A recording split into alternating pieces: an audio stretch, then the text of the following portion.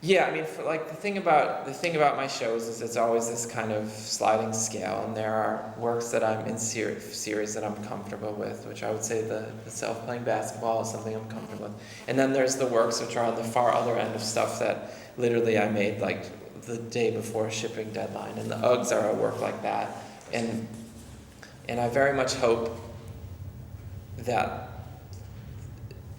I mean, I'm working on other stuff in my studio right now that is similar, that are dealing with a type of throwaway culture. I mean, Uggs, a type of fashion, a type of quick turnover, a type of like maybe even economic status, like what an Ugg signifies economically,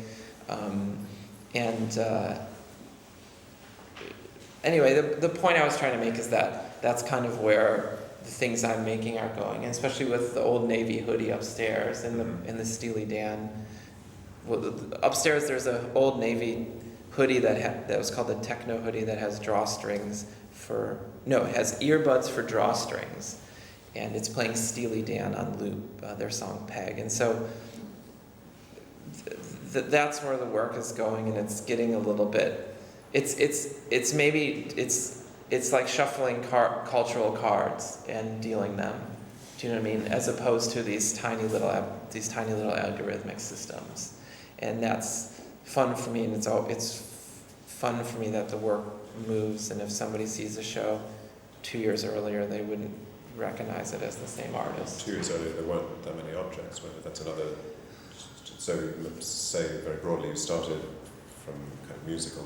Yeah. And you worked a lot in film and video. Yeah. And now, is it a move exclusively to objects, or do you think you'll... I mean, it's always hard to say. Right now, yeah, that's like, to me, I was like, oh, I wonder if I could make sculpture. I wonder what that's like, you know? 'Cause, you know, I didn't have the art school experience, you know, I didn't have any of those experiences, and it's a complete and absolute thrill to be able to try to do this kind of stuff, you know? And it's weird, because it's a challenge for me, because I don't, you know what I mean? Like, and just to even put something on the wall is new to me, you know, like have something flat on the wall that isn't a projection. So certainly at the moment, but I can't ever say it. It's generally driven off of when I get sick of something, you know, like, oh, I'm tired of that. And and books, I want to spend next year, I'm going to have a couple books. I want to make books, you know? Not because it's retro cool, but because I'm so afraid that like my hard drive is going to crash, and if I don't get it all into a book, there will be nothing to show with it. So it's actually out of fear of a kind of like digital apocalypse. Is that one of the reasons for the move from moving image to objects generally? That was mainly because I was just so tired of telling galleries to cover up their windows. Do you know what I mean? Like, at a certain point, you just want to engage with the architecture. You want to engage it with like, you know, with, like you're saying, like, I like to take existing systems and change something little. And it seemed to me like, oh, I'm just going into these existing systems and just, like, drastically overhauling them so I could put up some projection. Like, what if I just tried to insert the same ideas into media that these institutions were built for? You know what I mean? And not that that's what I'll always do, but that's why it was just, I was tired of people going on the roof and pulling sheets over their skylines. Do you know what I mean? Thank you for not making us do that. I know, and I don't mean to be, I hope I'm not sounding snotty or anything, but it's a total thrill for me to be sitting in an exhibition of mine and having sunlight come down into it. I mean, this is totally new for me. And it's completely exciting, you know. And it's funny, because for a normal artist, it would be so boring. They'd want to do the opposite. They'd want to fill it with a video, you know.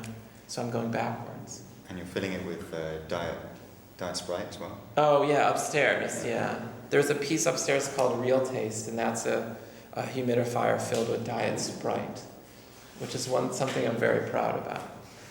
Why did it switch from Coke Zero, which is what you showed in stage, to Diet Sprite? It's a really good question. Well, I originally started with, I'll tell you the whole, tell me if we're doing okay on time.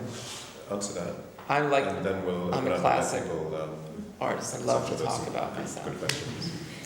Tell us why the shift from Coke Well, just first humidifiers. Like I got really interested in health things in the last couple of years, like the kind of culture of health, the kind of style of health, and the kind of things revolving around it, right? And so, you know, Coke Zero was the first thing that popped in my mind because Coke Zero is somehow in New York the drink of like the people who will work out 2 hours a day and then they'll drink a Coke Zero after they're like somehow Coke Zero has manipulated the kind of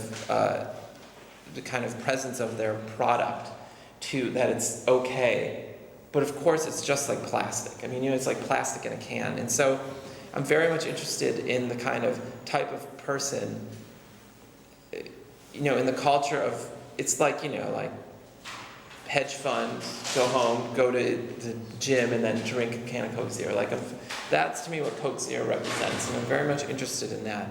And then humidifier I like because they're kind of these really benign and harmless, but weirdly enough, like environment modulators, right? Like to me, like all of a sudden I realized like a humidifier is this absolutely insane, like machine that you put in your room to modulate the air you breathe. I mean, that is like so frightening in like Star Trek. Do you know what I mean? Yeah. And so then obviously I thought, well, it'd be great to combine them. And then I just had this experience in my studio one day when I did it, and I fogged up the whole studio, and then I started having like heart, you know, like all the aspartame, I think like started to like, I was like, this is really unhealthy. Do you know what I mean? So then I was like, I have to just dial it back, and I was why like, didn't you use apple juice? Or but still, Sprite's not much better, is it? it's like the least closer to sugar and water. It's not like you know what I mean? Like that, but there's something just about diet soda still. It's just like diet soda. Like, oh, really? There's definitely, I don't know where this, but it feels very much like it's a kind of travesty in the best sense of those Robert Barry inert gas series things. So that idea that, you know, taking images of these gases that don't react, they don't have any effects, they're not visible, so you take this photos and it's basically a landscape. Yeah. You know there's something else going on there. Yeah. So you're taking these drinks that are supposedly the most inert. Yeah. They have effect on your metabolism, they're not going to do all these terrible things to you. Yeah. But actually they're probably going to, like you say, they're probably going to drive you completely hyper, and they're going to Yeah, it's like so... terrible residue in the machine. And Yeah, it's going to break the machine. It's going to just, we don't leave it on. It's like, you could ask for it to be turned on, but if we left it on all day, it would literally like destroy all those drawings. Like it would just, humidity is bad for artwork, but humidity, like sugar water humidity is like the worst. So that's how I got on. Did I answer that question? I mean, that's where I am. Oh, and I like that there's no visual. You look at the humidifier, it looks just like a humidifier, and that to me is like the goal of a lot of this stuff. Like, you don't think I did anything. If I could do a whole show of stuff where it didn't look like I did anything, that would be great.